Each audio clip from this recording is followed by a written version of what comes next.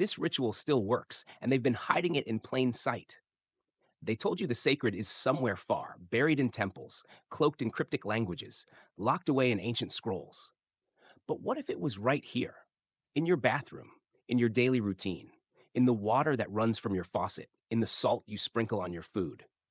What if the most powerful cleansing ritual ever known to humanity has been disguised as a mundane morning habit? This isn't a beauty hack. It's not skincare. It's not superstition.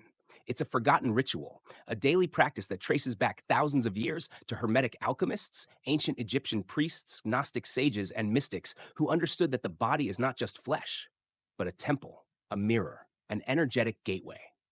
And they all agreed on one thing: purification always begins at the face. Because the face is not just what the world sees, it's what your soul reflects. It's where judgment lands, where emotions collect, where unspoken thoughts gather like dust. And every morning you wake up and look into that mirror, not realizing you're staring at the emotional archives of yesterday.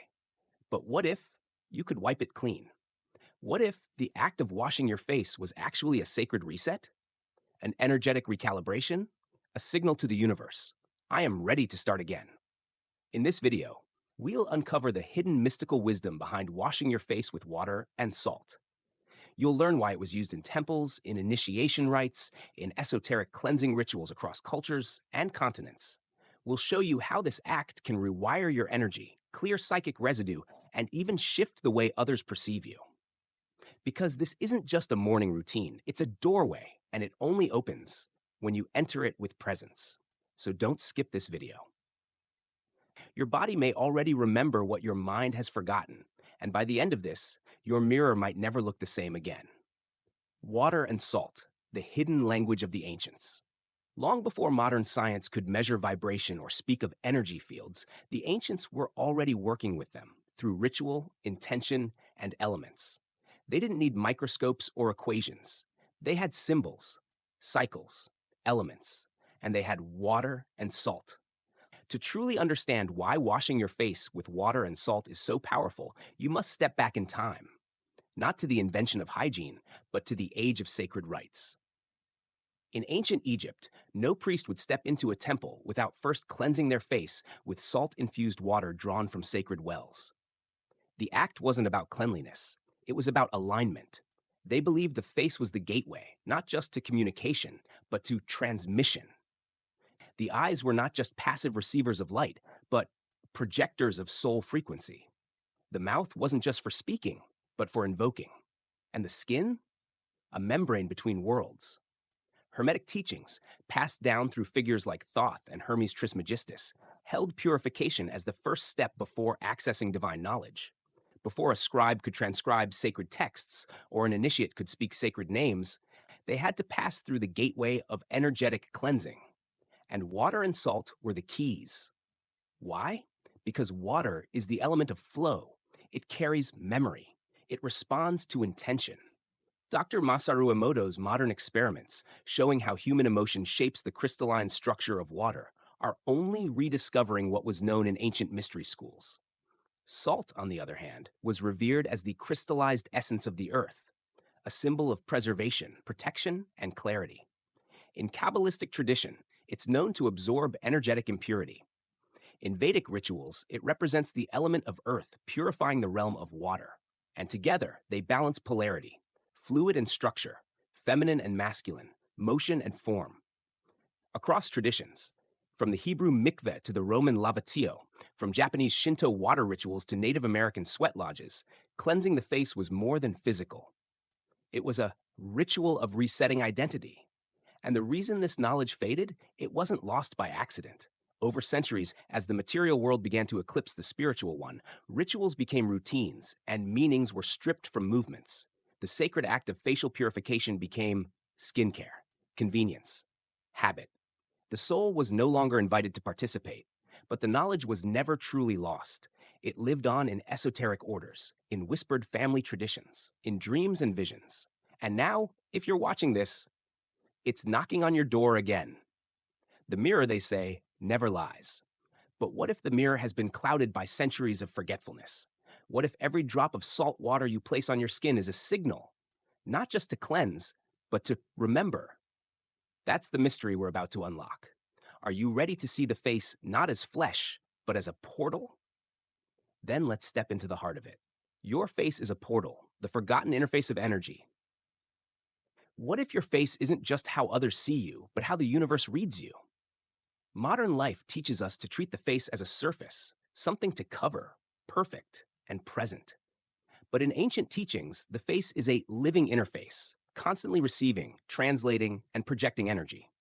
Every emotion you feel, every interaction you have, leaves its trace here, not symbolically, but energetically and even physically.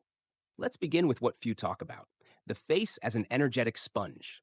When someone looks at you, especially with emotion, anger, love, jealousy, desire, that energy doesn't simply bounce off, it imprints. Your forehead, your cheeks, the muscles around your eyes, they all hold micro tensions you don't notice.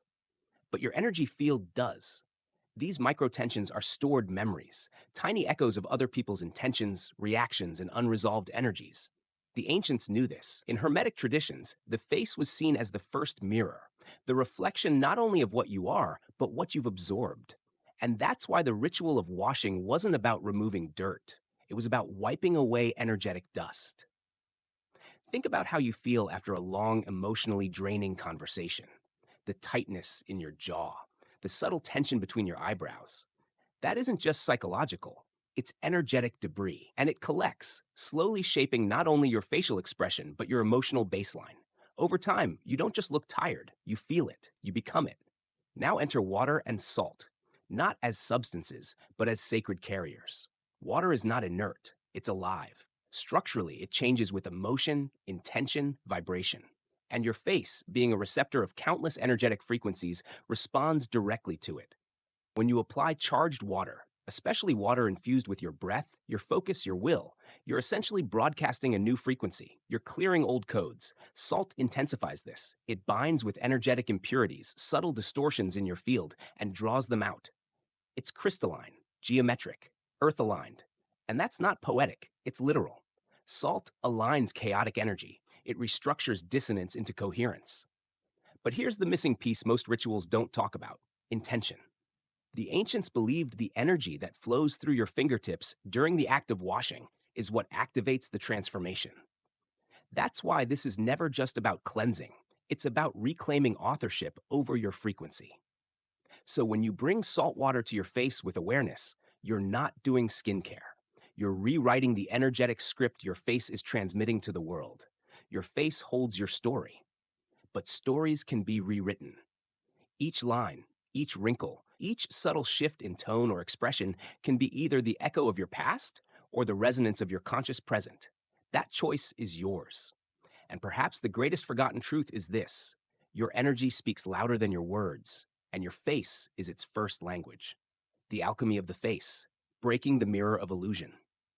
We've cleansed, we've felt the surface shift, but now we go deeper, beneath the skin, behind the eyes, into the unspoken dimension where your identity lives. Because here's the truth they never taught you: your face doesn't just reflect who you are, it reflects who you think you are, and sometimes who the world has told you to be. The face is programmable.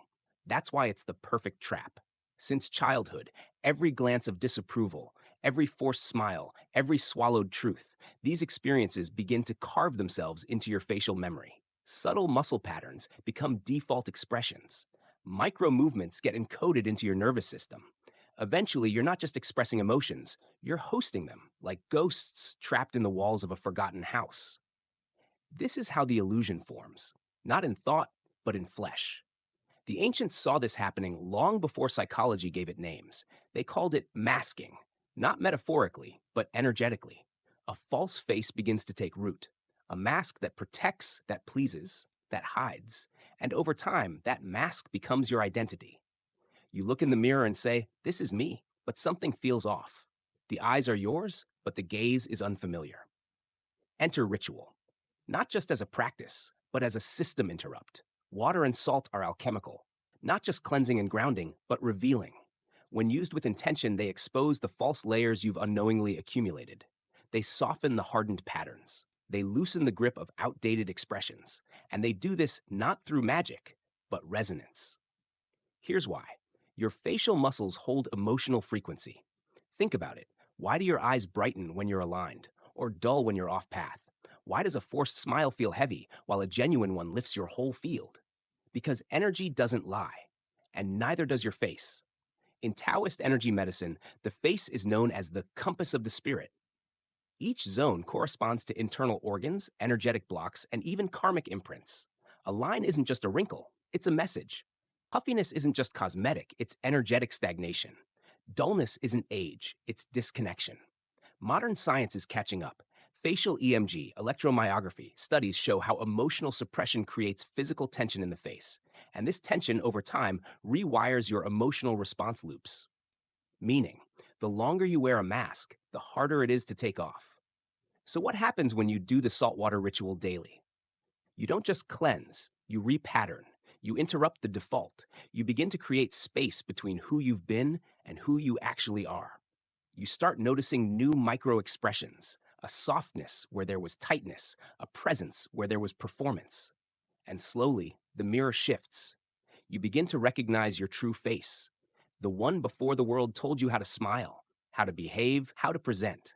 And in that recognition, you activate something ancient, self authority. Not performative confidence, but sovereign presence. That's the secret Hermeticists knew. The face is the altar. And when you cleanse it with salt and water, you aren't just cleaning, you're deprogramming. You're saying, I remove what's not mine. I reclaim what is. So if you felt like your face doesn't belong to you anymore, if your reflection feels like a stranger some days, if your skin carries stories you never chose, then this isn't just a ritual, it's a revolution.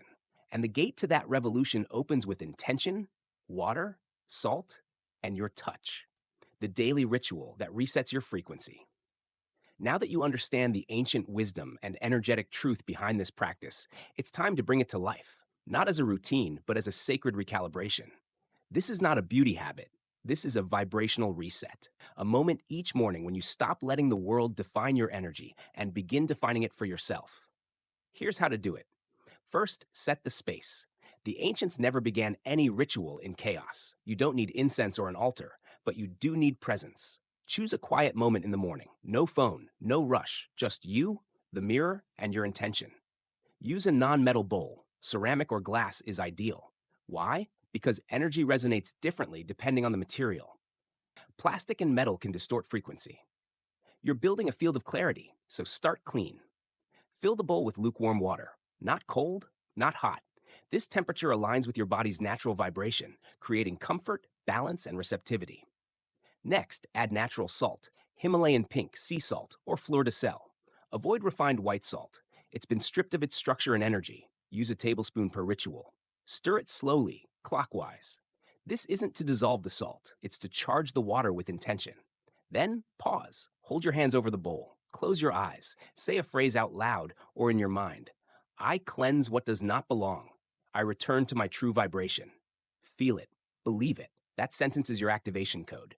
Now cup the water in your hands. Slowly bring it to your face. Don't splash. Don't scrub. Let it glide. Let the elements connect. As the water touches your skin, breathe deeply. Inhale presence. Exhale noise. With every motion, you are not just washing. You are releasing old identities, other people's projections, emotional dust. Let it all dissolve. Gently touch your forehead, your cheeks, your chin. Speak softly or silently. I see myself. I reclaim myself. I bless myself. Repeat this process 3 times. Morning is ideal, but you can do it at night after emotionally dense days, especially after conflict, crowds, or overstimulation. It helps reset your auric field. If you're feeling heavy, emotionally, energetically, add a few drops of essential oils like lavender or frankincense. These carry high frequency support and can deepen the release. Now, after the ritual, don't rush into your day. Stand in front of the mirror. Look at your reflection, not to judge, but to witness.